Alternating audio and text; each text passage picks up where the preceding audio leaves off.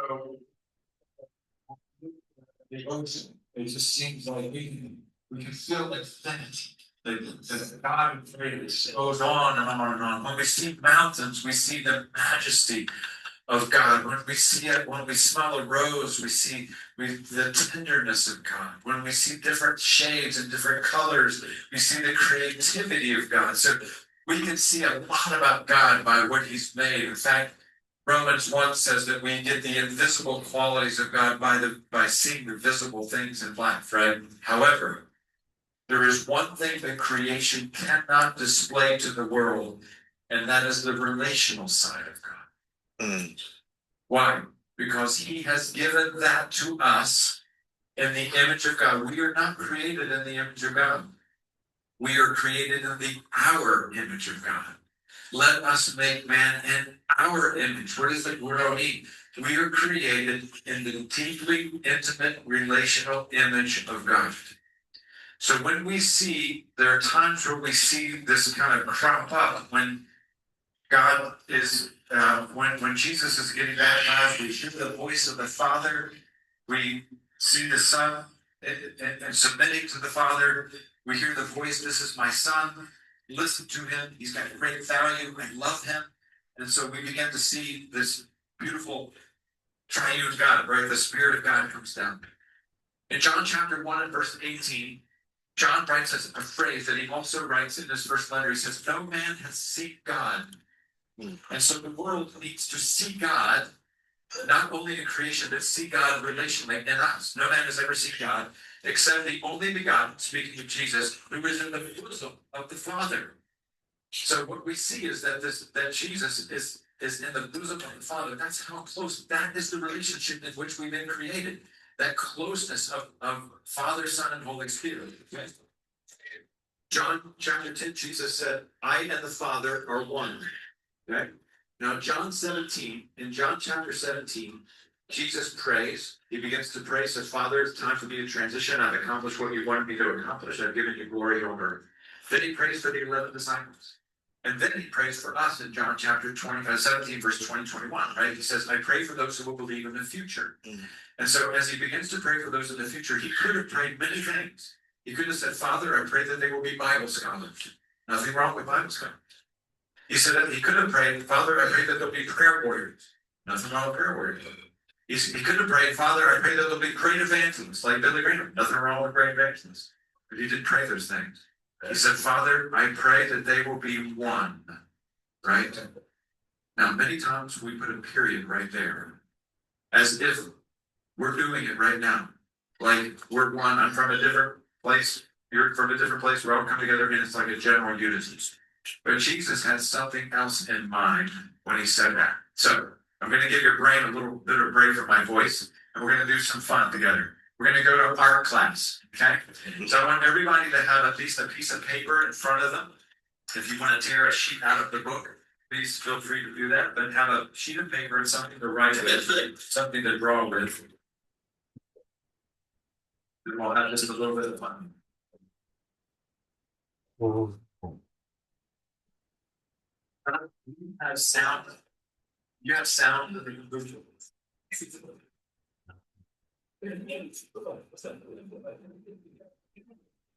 All right. Everybody get this paper?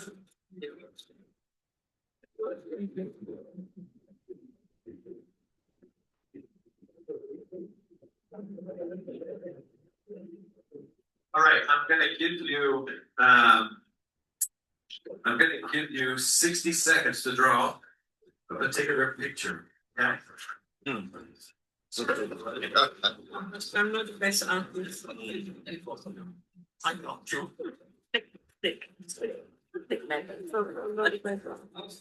Your best version of a tiger. Tiger. A tiger. Let's go for it. 60 seconds.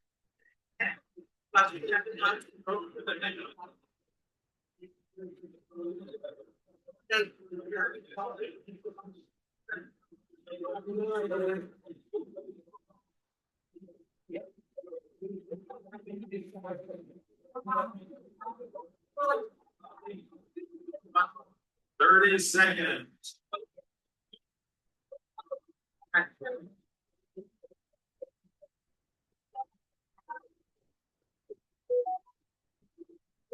15 seconds.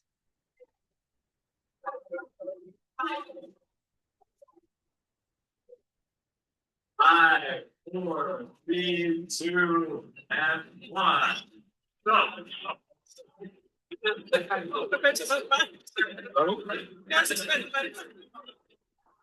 It's a tiger. It's a tiger. It's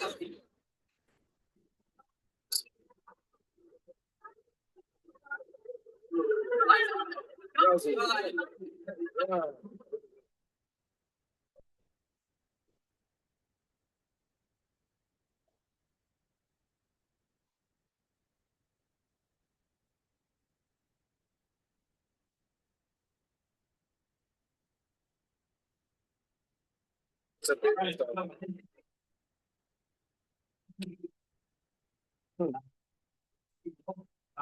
To determine who's got the best picture.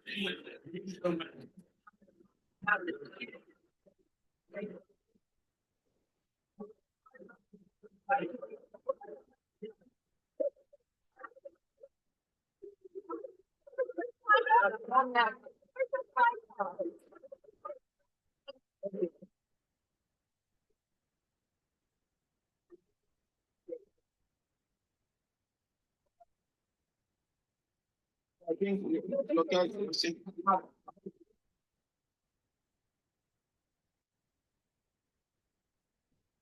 60 seconds. I'm gonna give you 60 seconds, but I want them to hold his or her picture up so the others at your table can see, and you're gonna have 60 seconds to copy the winning picture. Stand here. Stand here. Okay. Ready? Let's go. You gotta come to you. Yeah, they copy through. Okay, let me hold it away. Oh, that's the way you can see it.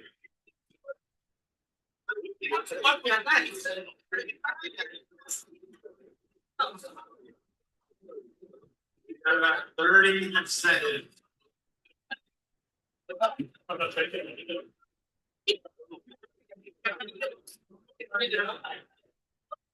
What is something?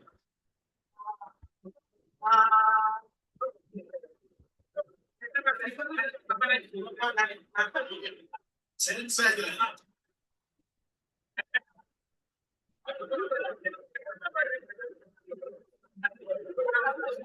Time is up. My goodness.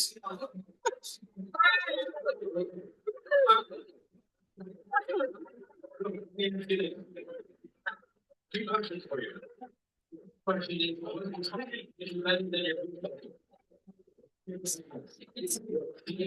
was it easier to draw the second picture than it was the first picture? Yes. Here's why. We were better with models. Right? We were better with models. Jesus did not pray, Father, I pray that they will be one. And stop it. Watch. He said, Father, I pray they will be one. Just as we're going to copy. You are in me, and I am in you. John 1:18. But Jesus is in the bosom of the Father. He's not just praying for general unity. Otherwise, he and the Father is kind of general unity. Right? He's praying for intimacy. Intimacy. And he's not only praying for intimacy with us, but he's also praying for intimacy. And I pray that also be in us, Genesis word. Isn't that amazing how it ties together? Pray for me. And then he says, and then the world will believe. The world needs to see intimacy in us before they can trust intimacy. They need to see the intimate image of God in us and not just hear our words. They need to see us sitting with the Samaritan woman, with Zacchaeus, and spending time so that they can say, you remembered my name. You remember my name. See, in a culture that we live in, it's interesting that we try to accomplish this in a group. Watch this. On the screen, you can see this what's called a dyad, which is basically just a unique relationship. So let's say you have two people. How can you do a relationship to make it happen? Well, you can have one, right? There's one relationship between two people. If you had a third person, how many unique relationships are possible with three people? Well, you're going to have three, right? But what if you add a fourth person? then you actually have six. There's six possible unique relationships in that span with four people, right? Four people, you have six. There's a brilliant sociologist, neurologist that wrote a book that's called How Many Friends Can a Person Have? He's a dyed-in-the-wool evolutionist, so you have to read the book and I say eat the fish and spit out the bones. But his study is amazing. His name is Robin Dunbar. It's what's now called the Dunbar number. And he begins with 500. That's how many faces that we can recognize as human beings. Some people more, but that's on average. He comes down to 150. That's about how many names we can remember. But he comes down to a number that I think is important for us, and it's the number 5. That the brain cannot handle more than 5 Jesus-John kind of relationships. You can't have more than 5. So when we have 4 people, we're already beyond that. There's a mathematical equation, by the way. It looks n times n minus 1 over 2. So if you have 4 people, 4 times 4 minus 1 over 2, or 4 times 3 is 12 over 2 and 6. How do you get to it? So what I was fascinated with was this arrangement. Now, you know who that is in the middle? You know, John Lennon. You know, some countries don't understand that joke. They look at me like, I knew you were. That's Jesus, right? So I was fascinated with 13 people. How many unique relationships? And some people would say, well, you'd have 12. No, that's only coming from Jesus. If you do the mathematical equation, the number 7 and 8. I'm too old to believe it anymore when I'm sitting in a group and someone says, we need to really be intimately close all of a sudden. It's a possibility. It's not only socially impossible, it's neurologically impossible that we can have that close a relationship. But what we can do in a group of 12 is this relationship here, and then you two here, we can have it. And we just can't have it with everybody, because here's how this looks, by the way, if you want to see that. That's what we're trying to do. Is there anything wrong with a group? No, there's not. I think of a fork and a spoon. Is there anything wrong with a fork? No. Is there anything wrong with a spoon? No. But they do very distinctive things. When I'm eating chicken, I want a fork. And when I'm eating soup, I don't want a fork. Do you guys have your spork? Do you guys have sporks? Yeah, we have sporks. I hate the spork. Make up your mind. Yeah, a spork is like a spoon that has a little fork things on the end. It's called a spork. So you don't have that down yet. We have a spork. And so what we're trying to do sometimes is to have a spork. But here's the beautiful thing. In our church, we have 2 of these. We have 35 of these. We have 200 everyday people in one-to-one discipleship. It's changing the culture of our church. It has changed the culture of our church. But here's the beauty. If you don't have this small circle, then every deep relationship you have better happen here.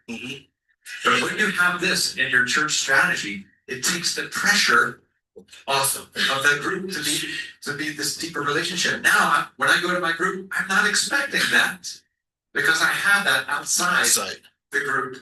And the guys that I disciple, they're in the group, but they're not. We don't do that inside the group. We do it outside the group. Does that make sense? Yes. All of a sudden, it makes the group even better. Yes. Because it's changing the culture of the group. And the conversations that happen here, are you ready? Never happen here. I've done it too long. And I keep waiting. Sometimes I have a relationship, our conversation with quarters, that's going to come up here. It doesn't come here. Our young generation, do you guys know Mark Sayers? Do you know that name, Mark Sayers? He's from the UK, and he studies generations. And so we just heard him speak. We were in a meeting with him in Berlin, and we heard him speak, and he was talking about different trends and what's happening, and he began to talk about Europe. And he's saying this next generation, this young generation right now, is hungrier for God than we've seen in years. I'm 66 years old, and so I was sitting there thinking, does that mean I don't get to be included in this new revival? And I was wondering, what do I do with someone that's 21? And so I was getting ready to raise my hand and ask a question, but somebody else asked the same question. He goes, no, this next generation is starving for spiritual moms and dads. Enter disciple making. 2,000 years ago, Jesus knew exactly what we needed. Go into all the world, make disciples, right? Baptizing them in the name of the Father, Son, and Holy Spirit, and teaching them. investing in them to obey and be aligned with the things that I have commanded you. And man, it's such an exciting thing.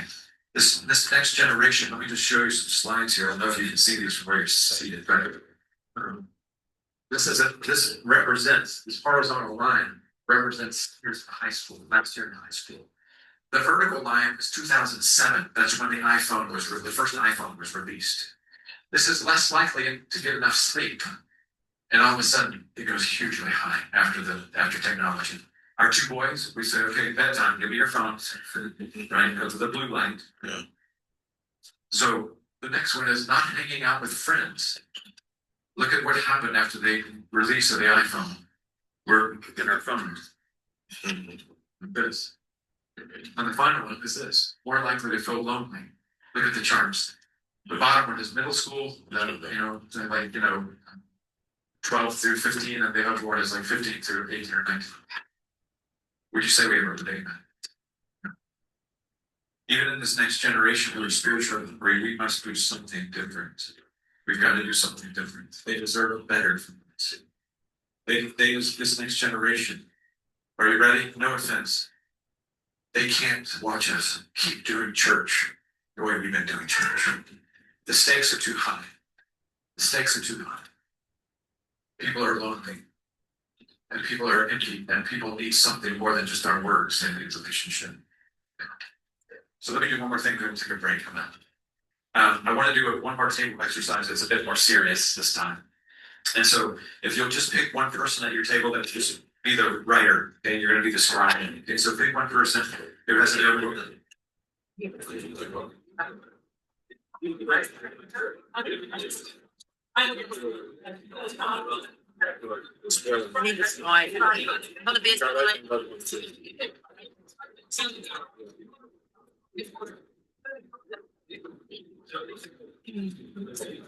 Let me show you a beautiful thing.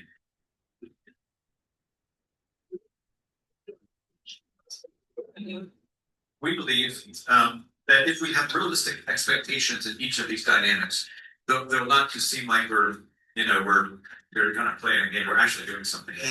And so we believe that when you come to church on Sunday morning, and a reasonable expectation is you can be seen. Mm-hmm. That someone can acknowledge you. Hey, good to see you. Yeah. Really good to see you. We believe that when you come into a group, you can be heard. Mm. The question then is when we come here, this is a great place to be known. Mm. Every human being wants to be known. Now, the beauty of this is that I say that maturity drops the last letter. What do we mean by that? When you grow up and you mature, you don't come to church so that people can see you. We're going to drop that letter and you come to see somebody else. Mm-hmm. When you go to your group, we're going to drop that last letter. You came to hear somebody else's story. Philippians 2. Consider others better than yourself, right? And when you go through discipleship and become a disciple maker, I'm going to put a lot of effort into knowing you. Maturity drops the last letter. All right. On your paper, for those of you that are your table writing, I want you to do something for me. Would you draw 4 vertical lines like that are going to create 3 columns? Can you guys see that back there? Can you see this? Yeah. Gotcha. That's what there is. And at the top of the first column, I want you to draw a big circle. Second column, mid-sized circle. Third column, small circle. What we're going to do is I'm going to give you some conversations. And as a team, you have to decide where am I going to put one check. And that check represents where do I feel comfortable in having this conversation. So let me give you an example. And so this symbol represents the foyer in a church service on Sunday morning. Somebody you don't know very well. I said, you can see it, right? That's that conversation. You've been in a group. In the second column, you've been in a group. There's about 12 people in the group. You've been in about 3-4 months. Okay? So that's that scenario. The third column is only with a trusted friend. It's this trusted friend conversation. So let's say, for example, the first conversation is, hey, that's a new shirt. Somebody says to me, hey, I like your shirt. Oh, thanks a lot. It's a new shirt. This guy last week. Where would I have that conversation? I'd probably feel comfortable on a Sunday morning with somebody I didn't know. Hey, I really like your shirt. Oh, thanks a lot. Right? So I would put a check here. If I put a check in the first column, I don't need to put a check in the other 2 columns because if I'm comfortable here, certainly I'm comfortable here. So only one check for conversation. But you have to decide as a team. Let me try it out. Here we go. First conversation. I'm getting a new job on Monday. Super excited. I've been out of work for 3 months, finally got a job, and I start my new job on Monday morning. Where are you going to have that conversation? With somebody you don't know that well? In a church lobby with a group of 12 people, or only with a trusted friend? As a team, decide where you're going to put your one check, only one check. Number two. That's what you pray for the job. Number two. Really quickly, so Number two. get your check. So when your writer, your scribe, put their one check. Okay, here's the next one. The next one is the opposite. I'm really nervous about Monday.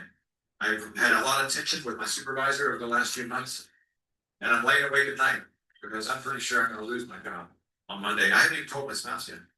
I'm really. So, can I crown it Sunday morning? Three. Only in the group? That's confidential. Yeah. That's a victory, right? For the trust. So that's right. You tell us. Not here. We agree and then fix. All right, here's the next one. I borrowed my 17-year-old. I borrowed his car this weekend. I opened up the compartment and I found illegal drugs. Where are you going to have that conversation? Number three. So decide as a team where you're going to put your check. It's three. Okay, here's the next one. Every single time my spouse and I talk about anything important, so when my spouse and I talk about something important, it always ends in an argument. I think we're in trouble. We can't even talk to her. Yeah, where are you going to have that conversation? Three. That's confidential. Three is it? Three. Okay, next conversation. I think I'm addicted to pornography. Where do you have that conversation? Three. That would be three. Okay, final conversation. My spouse's parents are coming into town next week. I haven't spoken to them in 10 years because we had a really big argument 10 years ago. So I think I'm gonna get a hotel for the weekend. Where are we gonna get that conversation? Be in a hotel. Well, so maybe others can help. Okay. So number two. Number two. All the checks that you have in the third column. How many checks do you have in the third column? Okay. So I'm gonna just go table by table and shout out your number. All right, let me start right here. How many checks do you have? Five. Excellent. How many? Five. Back table? Two. Yeah. How many checks do you have in this last column? There are 6 items. Four. Okay. They're back 5. Okay. 5. Fivers. Okay. 5. Oh, Okay. So, 4. Okay. Here. 5.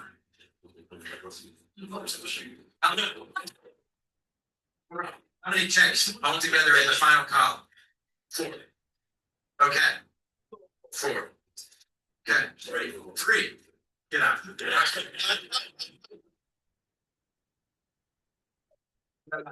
Five. Actually, I was hoping we'd have it. Sometimes within the 2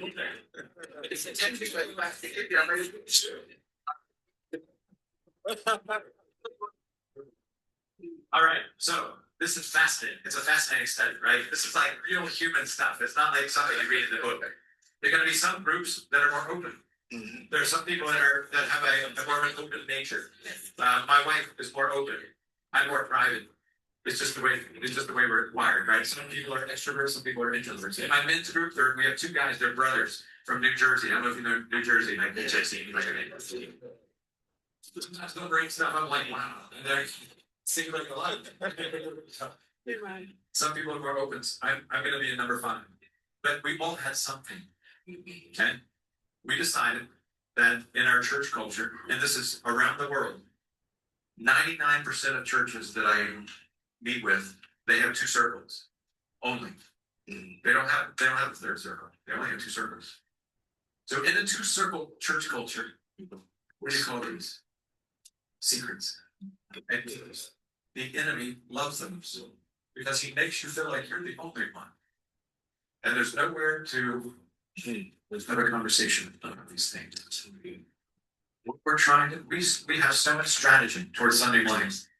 I think tomorrow in our church, we have kids teams, middle school teams, high school teams, safety teams, technology teams, worship teams, preaching teams. We have all kinds of strategy going into Sunday morning. We just don't show up and like, hey, what do you guys want to do? You know, we have a strategy. We have strategies in our group leadership development and curriculum and all those things. But when it comes to these conversations and this strategy in our church, I believe that we can do a better job. And I believe that we can move ridiculous to solutions. And so I want to close by just doing a little 2-minute animation. And I don't know if we can pull the lights down, maybe we don't need to, but if we can, that's cool. And then we'll take a break about that. Speak. We'll have sound. Yeah.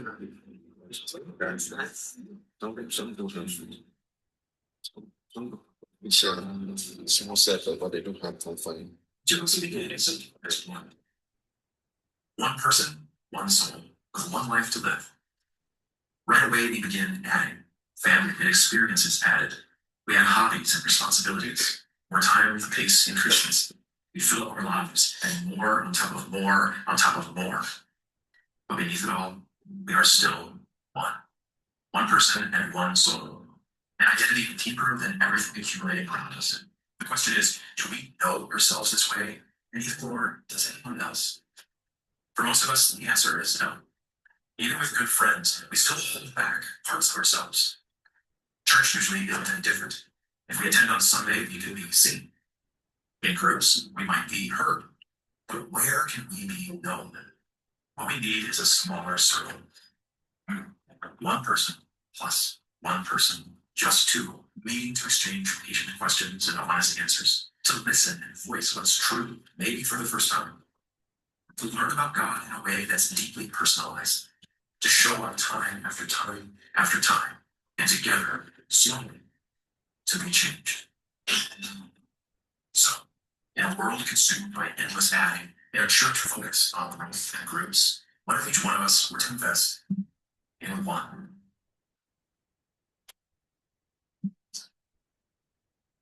That make you want to see, how do we do this? Yeah, that's what we're going to do after the break. So let's take, can we do 10 minutes? Is that good? Great. All right.